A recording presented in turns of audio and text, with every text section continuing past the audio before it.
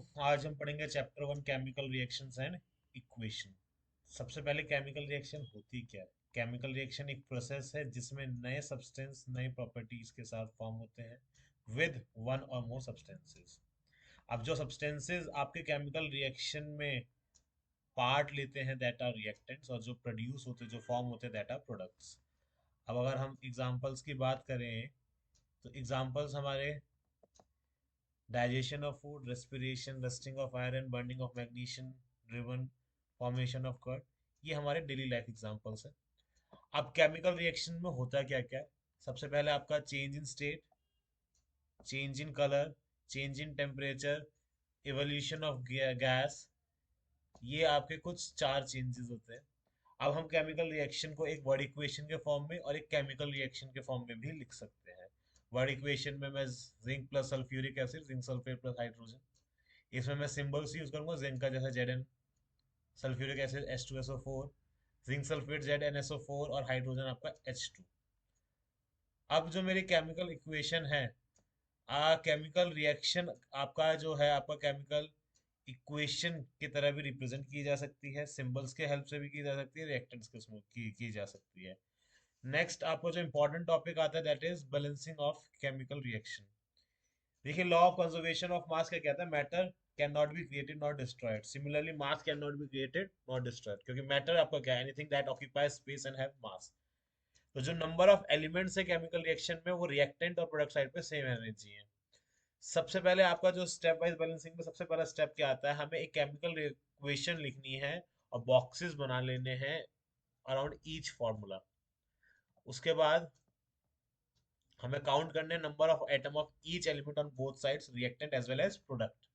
तो एलिमेंट्स हमारे सबसे पहले इस रिएक्शन में तीन है, Fe, H and O। Fe is for iron, H hydrogen and O is for oxygen. अब जो नंबर ऑफ रिएक्टेंट साइड पे एटम्स हैं वो Fe के 1 है, बट प्रोडक्ट साइड पे वो है 3। हाइड्रोजन के 2 हैं, प्रोडक्ट साइड पे भी 2 ही हैं, और ऑक्सीजन के 1 और 4 है। तो सबसे पहले हम इक्वलाइज करेंगे number of the maximum number of atoms को by putting the maximum number in front of that.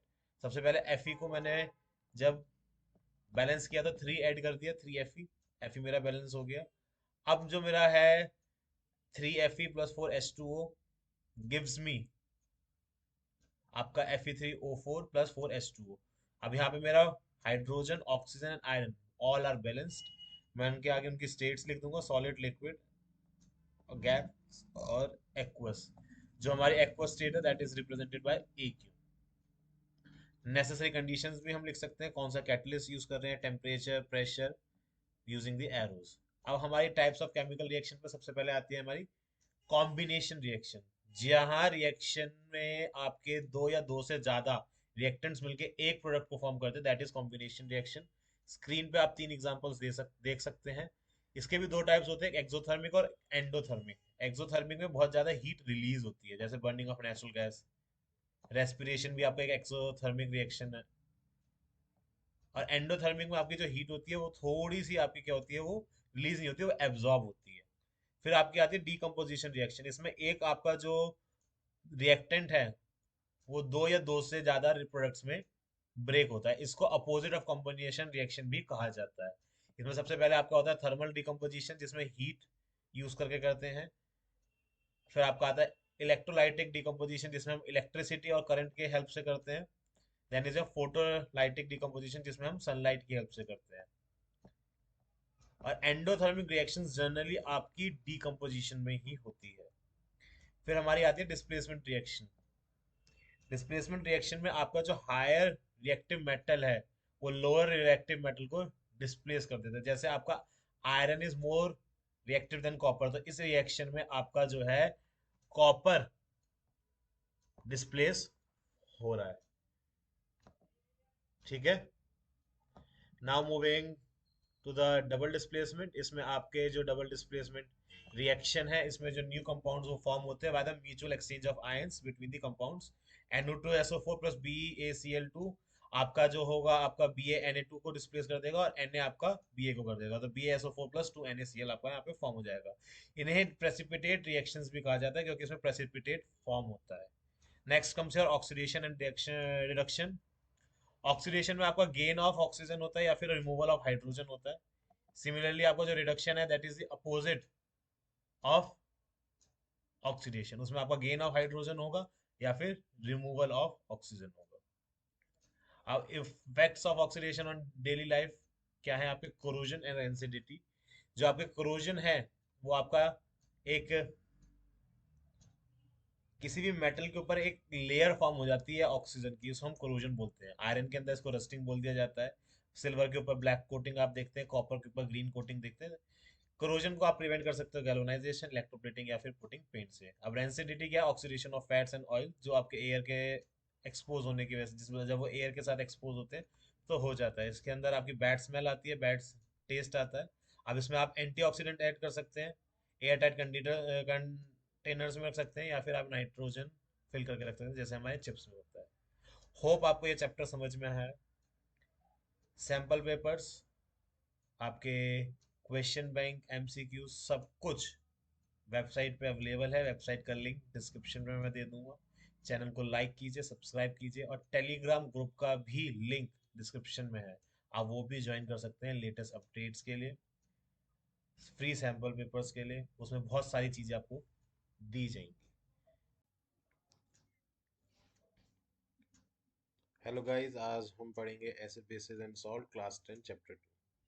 Acid आपके सोल्ट इन टेस्ट होते हैं, ब्लू लिटमस को रेड में चेंज कर देते हैं, H plus ions aqueous solution में रिलीज करते हैं। एसिड आपका एसिडस वर्ड से रिलीज डिराइव हुआ है, लैटिन वर्ड है जिसका मीनिंग है सोर। स्ट्रॉन्ग एसिड्स हैं आपका hydrochloric acid, H2SO4, nitric acid, this is sulphuric acid. Weak acid आपके acetic acid, oxalic, lactic acid. Concentrated acid में आपका एसिड ज्यादा होता है, डाइल्यूट एसिड में आपका वाटर ज्यादा होता है। Now moving to the bases. Bases आपके substance that are bitter in taste, soapy in touch. आपके रेड लिटमस को ब्लू में चेंज कर देते हैं।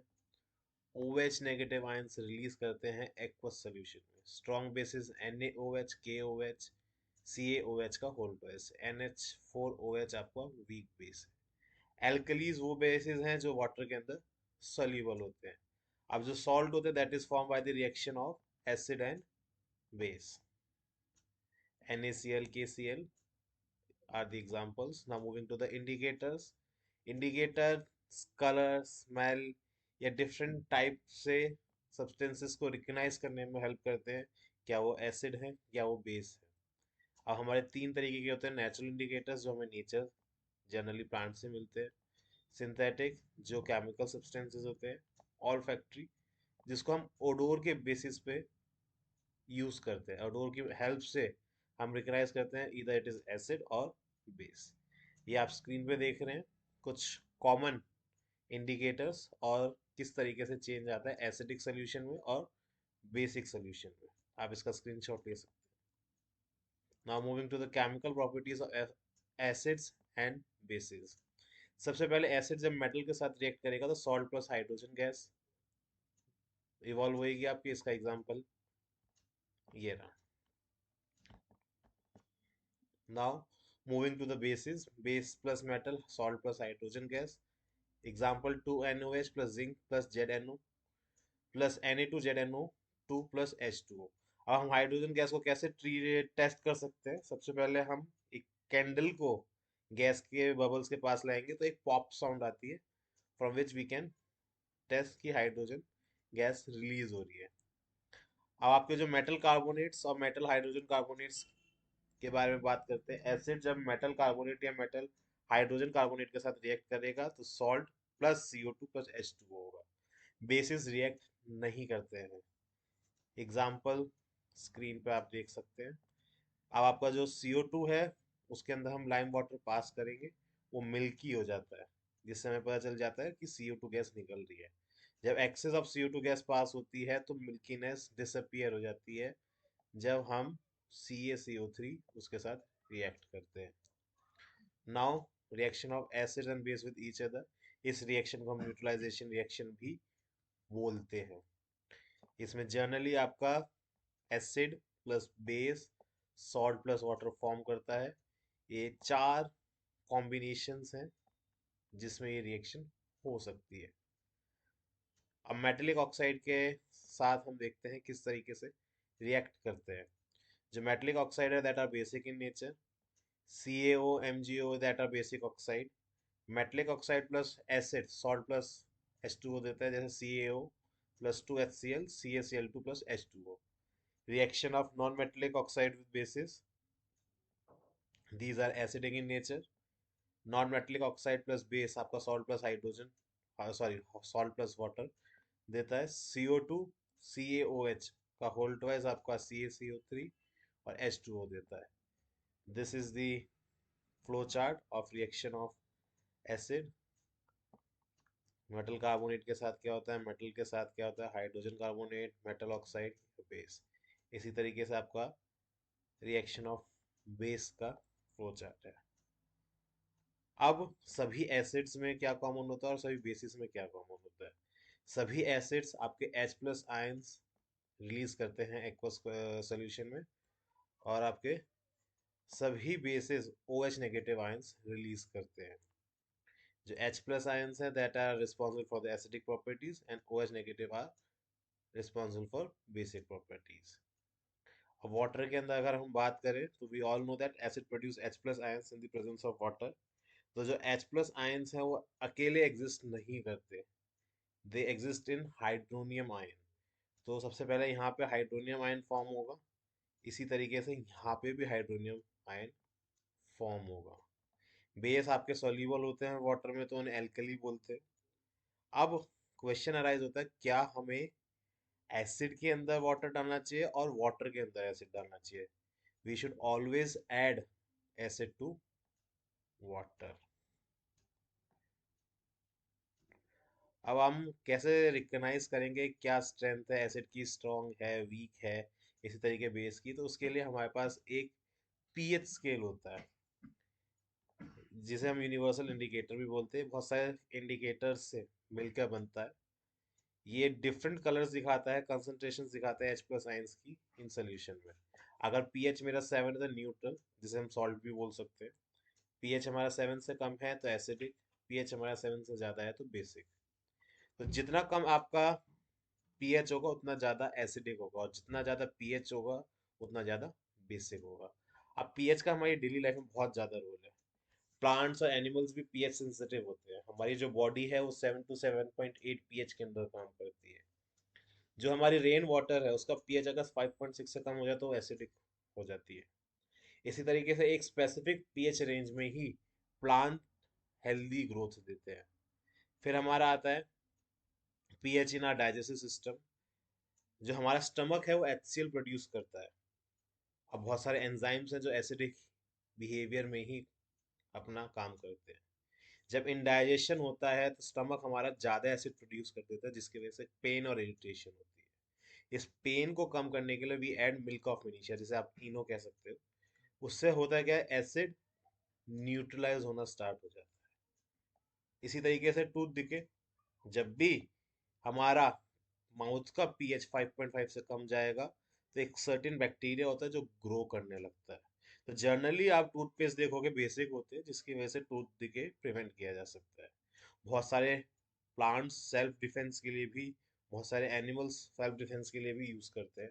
जैसे बी स्टिंग लीव्स है, वो आपका जो बी स्टिंग लीव्स है एसिड है जो आपका पेन और इरिटेशन कॉज करता है, तो उसके ऊपर माइल्ड बेस लगा सकते हैं। Stinging of nettle leaves inject करता है एक मिथेनोइक एसिड, जिसकी वजह से हम burning of sensation of pain होता है, तो उसके ऊपर डॉक लीफ हम रिलीफ की तरह रब कर सकते हैं, रिलीफ के लिए रब कर सकते हैं। अब एक ये कॉम्बिनेशन है, स्ट्रॉन्ग एसिड और स्ट्रॉन्ग बेस आपका नियरली एक सॉल्ट बनाता है जो कि आपका जिसका पीएच 7 होता है। सिमिलरली आपको बाकी दो केसेस भी गिवन है।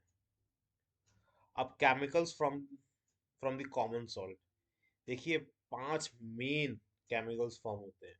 सोडियम हाइड्रोक्साइड जिसे हम बोलते हैं NaOH, bleaching powder CaOCl2, baking soda NaHCO3, washing soda Na2CO3.10H2O, plastic of Paris CaSO4.10H2O।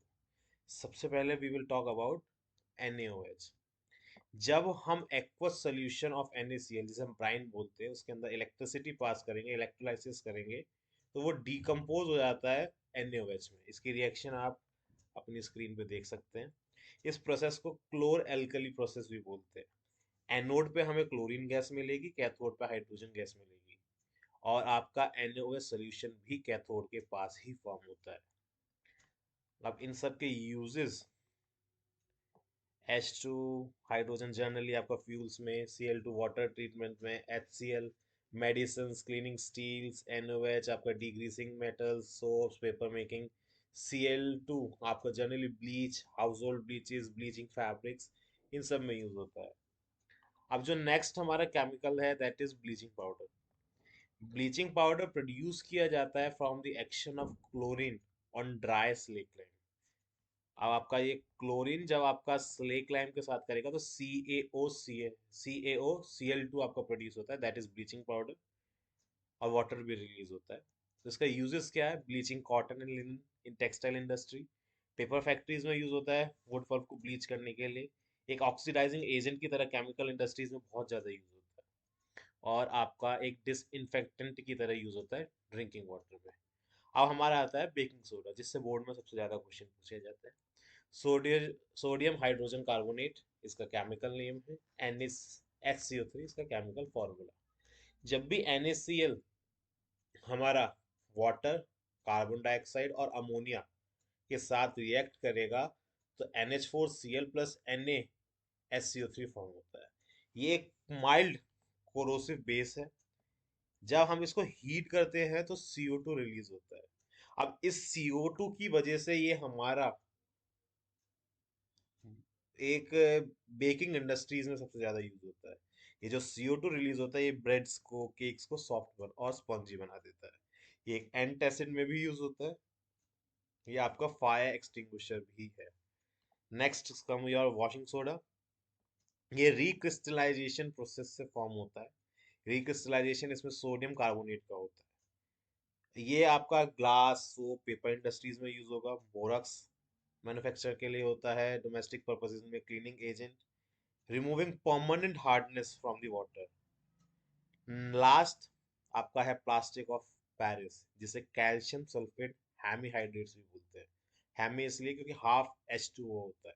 CaSO4 dot half H2। जब भी हम जिप्सन को 373 केल्विन 100 डिग्री सेल्सियस पे हीट करते हैं तो वाटर मॉलिक्यूल्स लूज करके पीओपी फॉर्म कर लेता है। ये एक वाइट पाउडर होता है। जब हम इसके अंदर पानी मिला देते हैं तो जिप्सन फॉर्म हो जाता है। इक्वेशन आपके उसमें है। डॉक्टर्स पीओपी को यूज करते हैं for the supporting the fracture bones, making toys, decoration, ceilings, making surfaces smooth. अब हमारा लास्ट टॉपिक इस चैप्टर का है वाटर ऑफ डिस्टिलाइजेशन। ये fixed number of water molecules एक फॉर्मूले में प्रेजेंट होते हैं। जैसे आपने देखा अभी, CuSO4.5H2O has 5 water molecules, Na2SCO3.10H2O has 10 water molecules, ये अभी हमने ऊपर भी पढ़ा। CaSO4.2H2O has 2 water molecules। इसी के साथ ये चैप्टर आपका कंप्लीट होता है। आपका कोई भी डाउट है आप कमेंट बॉक्स में कमेंट कर सकते हैं। चैनल को लाइक कीजिए, सब्सक्राइब कीजिए, वीडियो को शेयर कीजिए। Thank you.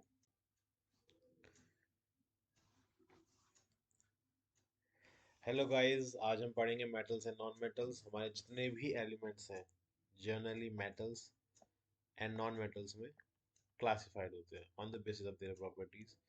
कॉमन मेटल्स हम सबको पता है, iron, aluminium, silver, gold, copper, zinc, ये सब हम डेली लाइफ में यूज करते हैं। Non metals hydrogen, nitrogen, sulphur, oxygen, carbon, these are the common non metals. अब हम फिजिकल प्रॉपर्टीज की बात करें। सबसे पहले लस्टर। मेटल के पास शाइनी सरफेस होता है, जिसे हम बोलते हैं, इसलिए metals are lustrous in nature. Non metals do not have shiny surface except iodine. आपके जितने भी मेटल्स होते हैं वो हार्ड होते हैं except sodium, lithium and potassium. ये इतने सॉफ्ट होते हैं कि हम एक नाइफ से नहीं कट कर सकते। नॉन मेटल्स जनरली सॉफ्ट होते हैं but the hardest substance is from non metals, that is diamond. ये आपके जर्नली सॉलिड स्टेट में रहते हैं एक्सेप्ट मरकरी। थर्मामीटर में देखा होगा आपने, लिक्विड स्टेट में होता है। आपका गैसियस या सॉलिड स्टेट में होते हैं एक्सेप्ट ब्रोमीन, नॉन मेटल्स। अब मेलेबिलिटी आपकी एक प्रॉपर्टी होती है जिसमें हम थिन शीट्स में चेंज कर सकते हैं। ये मेटल्स के अंदर जनरली शो होती है। एल्युमिनियम, गोल्ड, सिल्वर सबसे ज्यादा मेलेबल मेटल्स में आते हैं, और नॉन मेटल्स आपके मेलेबल नहीं होते।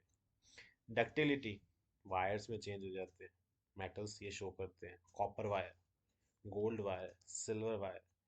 नॉन मेटल्स आपके नॉन डक्टाइल होते हैं, conductor of heat and electricity.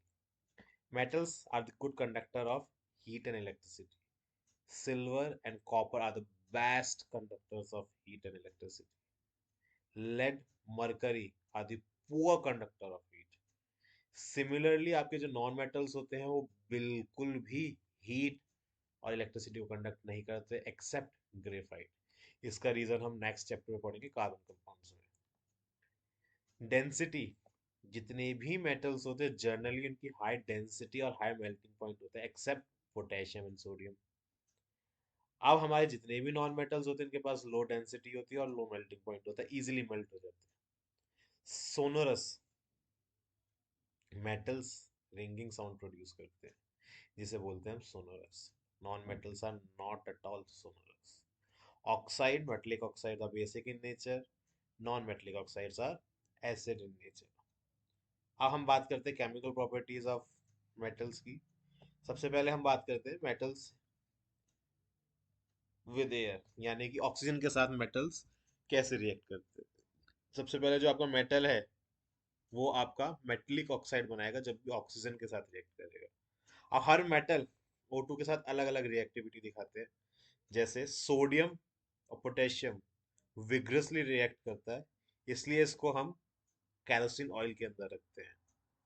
अब आपका मैग्नीशियम, एल्यूमिनियम, जिंक, लेड ये थिन लेयर बना लेते हैं ऑक्साइड की, जिसकी वजह से फर्दर कोरोजन या ऑक्सीडेशन से बच जाता है। Fe do not burn on heating with iron fillings rigorously। Copper आपका बर्न नहीं होता बट एक ब्लैक कॉपर ऑक्साइड फॉर्म कर लेता है। सिमिलरली गोल्ड एंड सिल्वर आपके ऑक्सीजन के साथ इतना रिएक्ट नहीं करते। अब एक होती है एम्फोटेरिक ऑक्साइड, बहुत इंपॉर्टेंट क्वेश्चन आ जाता है कई बार बोर्ड से, बहुत इंपॉर्टेंट टॉपिक है।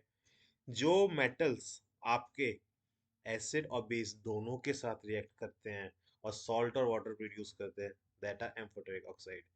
यहाँ पे आप देखिए एल्युमिनियम पहले HCl के साथ और फिर ये NaOH के साथ रिएक्ट कर रहा है। अब बहुत इंपॉर्टेंट टॉपिक आता है reaction of metals with water. जब मेटल वाटर के साथ रिएक्ट करता है तो मेटल ऑक्साइड और हाइड्रोजन फॉर्म करता है। इसी तरीके से जब मेटल ऑक्साइड वाटर के साथ फॉर्म करती है तो वो मेटल हाइड्रोक्साइड फॉर्म करता है। अब हर भाई साहब अलग अलग, हर मेटल अलग अलग तरीके के साथ रिएक्ट करता है। जैसे यहाँ पे आप देख रहे हैं पोटेशियम, सोडियम और कैल्शियम। पोटेशियम, सोडियम और कैल्शियम कोल्ड वाटर के साथ रिएक्ट करेगा। मैग्नीशियम हॉट वाटर के साथ रिएक्ट करेगा। एल्युमिनियम, जिंक और आयरन स्टीम के साथ रिएक्ट करेंगे। लेड, कॉपर, गोल्ड और सिल्वर रिएक्ट ही नहीं करते पानी से। कैल्शियम और मैग्नीशियम फ्लोट कर देते हैं बबल्स, जो कि आपके हाइड्रोजन के होते हैं, जो कि एक सरफेस पे स्टिक हो जाते हैं। तो ये बोर्ड में क्वेश्चन आ जाता है कि कौन से मेटल किस वाटर के साथ रिएक्ट करेंगे। एमसीक्यूज के लिए बहुत इंपॉर्टेंट है। अब मेटल्स की एसिड के साथ हम बात करते हैं, ये पिछले चैप्टर में हमने पढ़ा था। सॉल्ट प्लस हाइड्रोजन गैस ये फॉर्म करते हैं। अब हमारे जो metal solutions of other metal के साथ कैसे करेंगे। सपोज कीजिए metal A salt solution of metal B के साथ रिएक्ट करता है, तो salt solution of A plus metal B, इसे हम डिस्प्लेसमेंट रिएक्शन भी बोलते हैं, जो हमने चैप्टर 1 में पढ़ी थी। अब डिस्प्लेसमेंट रिएक्शन हमारी इस रिएक्टिविटी सीरीज के ऊपर बेस्ड होती है। जो ज्यादा रिएक्टिव मेटल है वो कम रिएक्टिव मेटल को डिस्प्लेस कर देता है।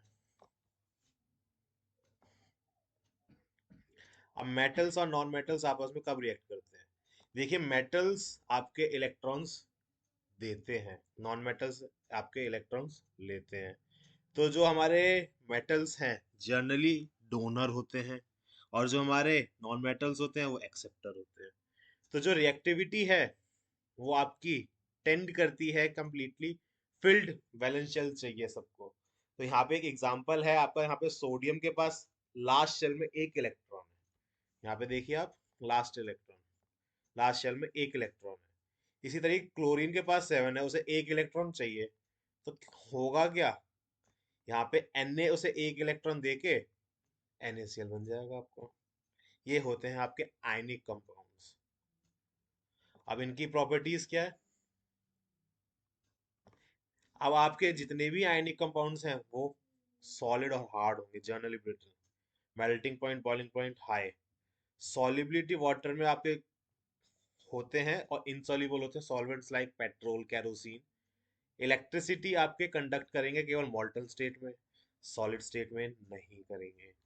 अब हम बात करते हैं अक्रंस ऑफ मेटल, मेटलर्जी पे हम शिफ्ट करते हैं। जो हमारे मिनरल्स होते हैं वो एलिमेंट्स या कंपाउंड्स होते हैं जो हमें नेचुरली अर्थ क्रस्ट से मिलते हैं, जिन्हें हम बोलते हैं मिनरल्स। अब इनके जो ओर्स हैं, जो ओर्स होती हैं, वो मिनरल को हाई परसेंटेज में एक पर्टिकुलर मेटल को कंटेन करती है। अब हमारे जो potassium, sodium, calcium, magnesium, aluminium बहुत हाईली रिएक्टिव मेटल्स हैं। इनको हम फ्री स्टेट में नहीं ढूंढ सकते, we can not extract them in free state. तो इनकी जो एक्सट्रैक्शन होती है वो इलेक्ट्रोलिसिस के थ्रू होती है। अब जिंक, आयरन, लेड, कॉपर और मरकरी, ये आपके जनरली सल्फाइड, ऑक्साइड, कार्बोनेट्स के फॉर्म में रहते मिलते हैं। तो इनके अंदर हमें कार्बन को रिड्यूस करना पड़ेगा। और सिल्वर और गोल्ड हमें जनरली फ्री स्टेट में मिल जाते हैं। तो सबसे पहले हमारा क्या प्रोसेस है एक्सट्रैक्शन का, हम एनरिचमेंट ऑफ ओर्स को ढूंढते हैं, एक्सट्रैक्ट करते हैं मिनरल्स को, मेटल्स को, और फिर उन्हें रिफाइन करते हैं। अभी हमने ये ऊपर पढ़ा था कि यहाँ पे अगर हाईली रिएक्टिव है तो इलेक्ट्रोलाइसिस करेंगे, या आपका जो मीडियम रिएक्टिव है वो जनरली या तो आपका कार्बोनेट फॉर्म में होगा या सल्फाइड फॉर्म में होगा। अगर कार्बोनेट फॉर्म में होगा तो हमें कैल्सिनेशन करनी पड़ेगी, सल्फाइड फॉर्म में होगा तो रोस्टिंग करनी पड़ेगी। आपके जो लो रिएक्टिविटी वाले वो सल्फाइड ओर में मिलेंगे, तो वहां पे आपको हमें रोस्टिंग ही करनी पड़ेगी।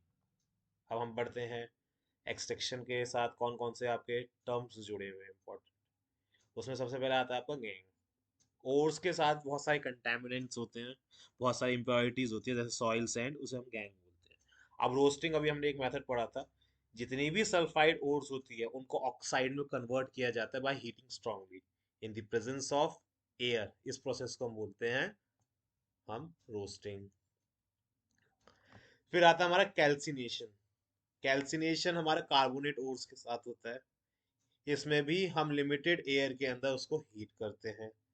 फिर रिडक्शन में क्या होता है, हम कॉरस्पॉन्डिंग मेटल को एक रिड्यूसिंग एजेंट लाइक कार्बन के साथ रिएक्ट करके रिड्यूस करके उस मेटल को ले लेते हैं।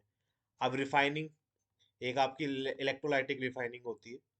इसमें एक एनोड पे होगा आपका इम्प्योर मेटल, कैथोड पे आपकी प्योर स्ट्रिप बनेगी प्योर मेटल की। यहाँ पे हमने कॉपर का एग्जांपल ले रखा है। इलेक्ट्रोलाइट आपका सोल्यूशन होगा एसिडिफाई कॉपर सल्फेट का। जब भी हम इसके अंदर करंट पास करेंगे तो इम्प्योर मेटल हमारा एनोड पे आ जाएगा, और जो हमारा प्योर मेटल होगा वो कैथोड पे आ जाएगा। इसी के साथ ये चैप्टर हमारा कंप्लीट होता है। अगर आपको कोई डाउट है प्लीज कमेंट कीजिए, आप कमेंट सेक्शन में। चैनल को सब्सक्राइब कीजिए, वीडियो को शेयर कीजिए। होप आपके डाउट्स क्लियर करता है, एक आपको क्विक रिवीजन देता है। Thank you. हेलो गाइस, आज हम पढ़ेंगे carbon and compounds, chapter 4, class 10 science. Carbon आपका एक नॉन मेटल है जिसका सिंबल सी है। ये आपका अर्थ क्रस्ट में 0.02% होता है। एटमॉस्फेयर में एक कार्बन डाइऑक्साइड की तरह ये रहता है, जो 0.03% में होता है। All living thing, plants, animals, सब कार्बन के ऊपर ही बने हैं। जितने भी हमारे अंदर कंपाउंड्स हैं सब कार्बन बेस्ड हैं। अब कार्बन हमेशा आपका कोवलेंट बॉन्ड बनाता है, क्योंकि उसकी वैलेंसी 4 है। कोई भी 4 इलेक्ट्रॉन्स नहीं देगा नहीं लेगा, तो उसके पास कोई ऑप्शन नहीं है, तो वो हमेशा कोवलेंट बॉन्ड ही बनाएगा। अब हमारी जो कार्बन है वो कैसे नोबल गैस कॉन्फ़िगरेशन लेती है। कार्बन हमारा टेट्रावेलेंट है, इसका मतलब वो आपका आयनिक बॉन्ड नहीं बना सकता। वो C+4 की स्टेट में रहेगा या फिर -4 की स्टेट में रहेगा, जो कि आपका बहुत मुश्किल है। तो केवल और केवल वो कोवलेंट बॉन्ड बनाता है, जैसे कि और बाकी जो आपके एलिमेंट्स होते हैं जैसे कि हाइड्रोजन, ऑक्सीजन, नाइट्रोजन, क्लोरीन, ये शेयरिंग करके जैसे आपके इलेक्ट्रॉन्स के बॉन्ड बनाते हैं, उसी तरीके से कार्बन बनाएगा। कुछ कॉमन बॉन्ड्स हम पढ़ लेते हैं। H2 एक एक इलेक्ट्रॉन होता है, दोनों शेयर करके अपना ऑक्टेट कंप्लीट करते हैं। सिमिलरली आपका O2, आपका दो दो इलेक्ट्रॉन्स की शेयरिंग होती है, तो यहाँ पे आपका होता है सिंगल बॉन्ड, यहाँ पे आपका डबल बॉन्ड, और फिर नाइट्रोजन में हम देखते हैं ट्रिपल बॉन्ड, क्योंकि थ्री थ्री इलेक्ट्रॉन्स की शेयरिंग होती है।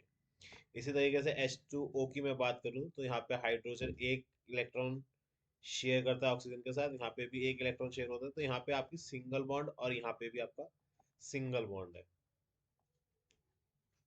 अब हम फिजिकल प्रॉपर्टीज ऑफ कोवेलेंट की मैं बात करूँ तो कोवेलेंट कंपाउंड्स जितने भी होते हैं उनके लो मेल्टिंग पॉइंट होते हैं, बॉइलिंग पॉइंट होते हैं, वीक इंटरमोलिकुलर फोर्सेस होते हैं, पुअर कंडक्टर होते हैं इलेक्ट्रिसिटी के, जो इलेक्ट्रॉन शेड किए जाते हैं एटम्स के बीच में, कोई भी पार्टिकल्स के बीच में चेंज नहीं फॉर्म होता।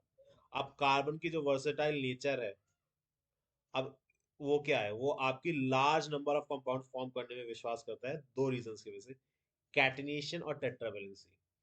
कार्बन क्या करता है, कार्बन के साथ बहुत जल्दी लिंक कर लेता है with the help of covalent bonds, जिसकी वजह से वो लॉन्ग चेन फॉर्म करता है, ब्रांच चेन फॉर्म कर सकता है, क्लोज रिंग कर सकता है।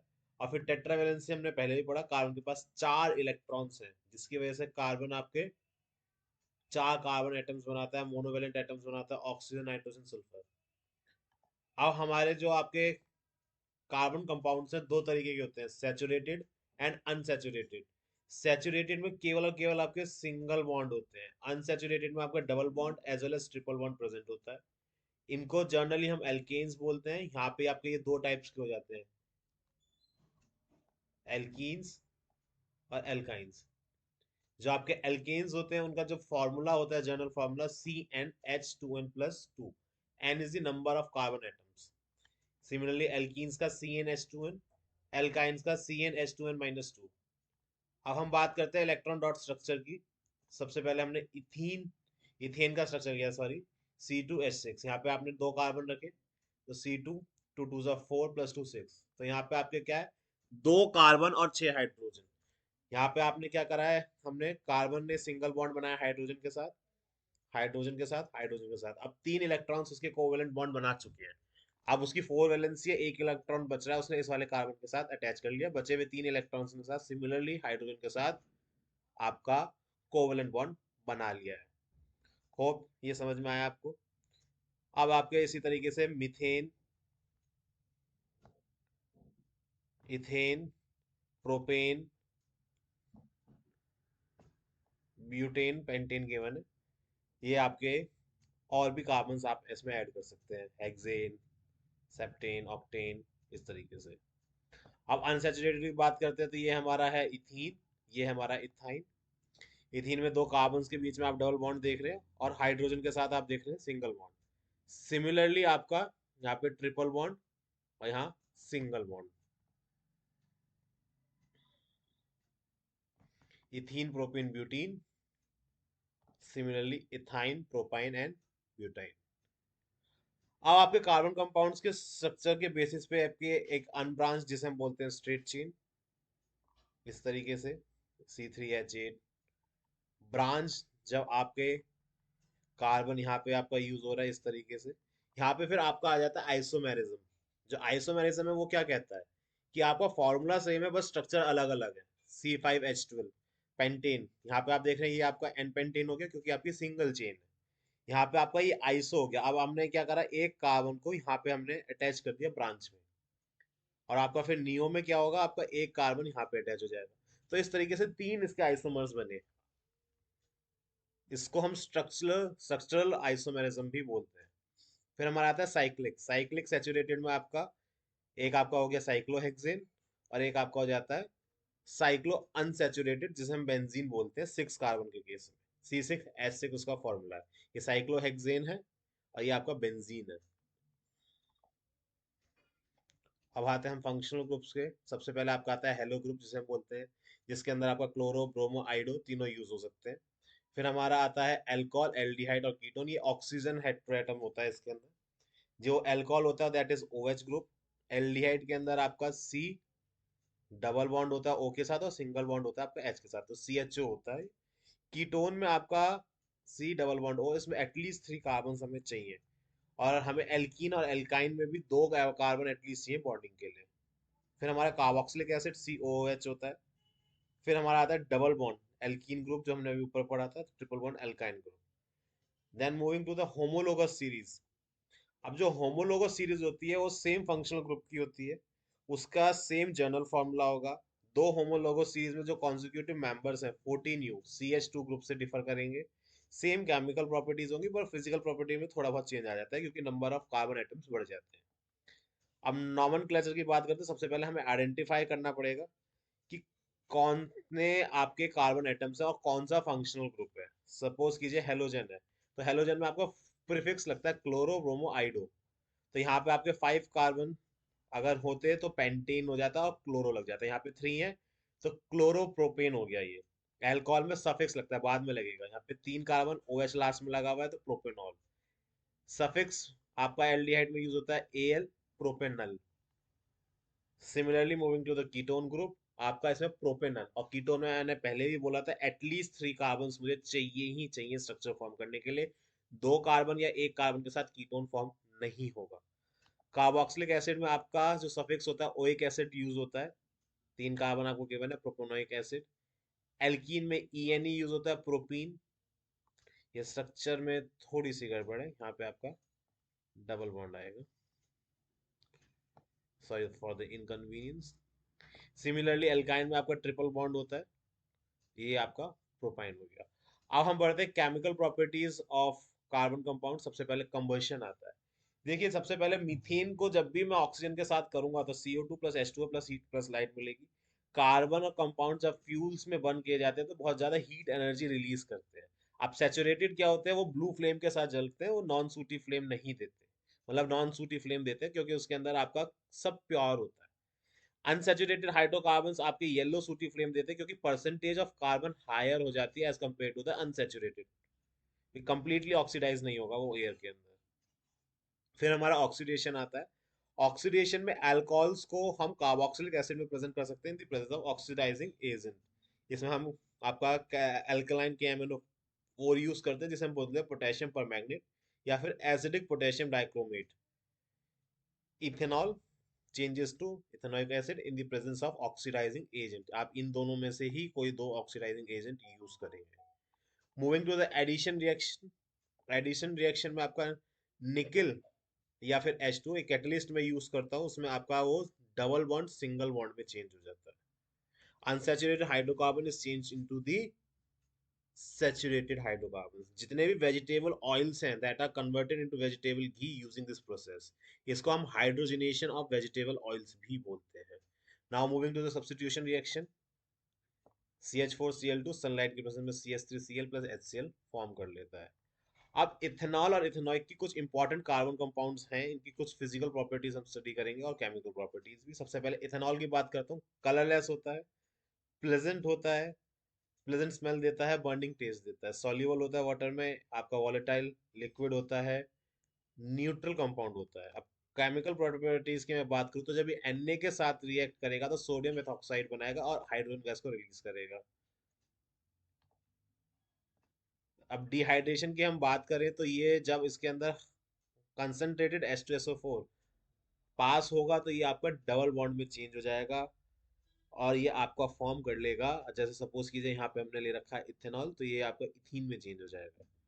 फिर हमारी आती है इथेनॉइक की फिजिकल प्रॉपर्टीज। सोर टेस्ट होता है, कलरलेस लिक्विड होता है, स्मेल देता है विनेगर जैसी, बॉइलिंग पॉइंट 391 केल्विन होता है। जब हम प्योर इथेनॉइक एसिड को फ्रीज करेंगे तो ये आइस की तरह कलरलेस हो जाता है। अब केमिकल प्रॉपर्टीज की हम बात करें तो एस्टेरिफिकेशन सबसे इंपॉर्टेंट टॉपिक है। एस्टेरिफिकेशन में इथेनोइक एसिड और इथेनॉल को जब हम करेंगे आपस में रिएक्ट तो हमारा एस्टर फॉर्म होगा, और एसिड का प्रेजेंस होना कंपलसरी है, और साथ में वो वाटर रिलीज करेगा। एस्टर की स्वीट स्मेल होती है। उसको जब मैं NaOH के साथ आगे रिएक्ट करूंगा तो CH3CONA प्लस CH3CH2OH, इसे हम बोलते हैं सपोनिफिकेशन ऑफ सोप। हर सोप में जो स्वीट स्मेल आती है that is due to the ester. अब रिएक्शन विद बेस की हम बात करते हैं तो NaOH प्लस CH3COOH, तो आपका सोडियम एसिटेट बनता है, वाटर रिलीज करेगा। कार्बोनेट्स और हाइड्रोजन कार्बोनेट्स के साथ रिएक्शन हम करेंगे तो CH3COONA प्लस H2 प्लस आपका CO2, similarly CH3COONA H2 plus CO2। Moving to the another important topic, soaps and detergent. देखिए जो सोप है आपका एक सोडियम या पोटेशियम सॉल्ट की लॉन्ग चेन होती है जिसे हम बोलते हैं कार्बोक्सिलिक एसिड, C17H35COONA प्लस। जो सोप होते हैं वो आपके सॉफ्ट वाटर में काम करते हैं, और जो आपके डिटर्जेंट्स होते हैं that work in hard water. Detergents आपके अमोनियम सल्फोनेट सॉल्ट से लॉन्ग चेन बनाते हैं कार्बोक्सिलिक एसिड की। ये आपके हार्ड और सॉफ्ट वाटर में जनरली काम कर जाते हैं, पर इफेक्टिव ज्यादा ये हार्ड वाटर में होते हैं। तो सोप के पास जो आपका मॉलिक्यूल होता है वो आयनिक पार्ट, जिसे हम बोलते हैं हाइड्रोफिलिक, जो वाटर लविंग होता है। अब हमारा जो लॉन्ग हाइड्रोजन कार्बन चेन होती है दैट इज हाइड्रोफोबिक, जो आपका वाटर हीटिंग होता है। ठीक है। Now moving to the cleaning action of soap. सबसे पहले जो आपकी डर्ट है वो ऑयली होती है नेचर में, तो जो हाइड्रोफोबिक एंड है वो अटैच कर लेता है डर्ट को अपने से। जो आयनिक एंड है वो आपको सराउंड कर लेता है वाटर मॉलिक्यूल को, जिसकी वजह से आपका एक रेडिकल स्ट्रक्चर फॉर्म होता है जिसे बोलते हैं मिसल। सोप मिसल्स आपके डिसॉल्व हो जाते हैं डर्ट के और ग्रीस के साथ वाटर में, और क्लोथ्स आपके क्लीन हो जाते हैं। फिर मैग्नीशियम या सॉल्ट आपका जो प्रेजेंट होता है हार्ड वाटर में वो रिएक्ट कर लेता है सोप मॉलिक्यूल्स के साथ और इनसॉल्युबल प्रोडक्ट बना लेता है जिसे हम बोलते हैं स्कम। स्कम आपका डिफिकल्टी कॉज करता है इन क्लींजिंग एक्शन। तो डिटर्जेंट को यूज करने से क्या होता है, जो इनसॉल्युबल स्कम होता है वो फॉर्म नहीं होता हार्ड वाटर के साथ और क्लोथ्स आपके इफेक्टिवली क्लीन हो जाते हैं। होप आपको चैप्टर समझ में आया होगा, रिवाइज हो गया होगा अच्छे से। वीडियो अच्छी लगी तो लाइक कीजिए, शेयर कीजिए, चैनल को सब्सक्राइब सब्सक्राइब कीजिए। और आपको टेलीग्राम ग्रुप का लिंक भी मैंने डिस्क्रिप्शन में दे रखा है, इंपॉर्टेंट क्वेश्चंस के लिए, सैम्पल पेपर्स के लिए, प्रैक्टिस पेपर्स के लिए, नोट्स के लिए, CBSE 9 to 12 के लिए वो आप ग्रुप ज्वाइन कर सकते हैं। Thank you.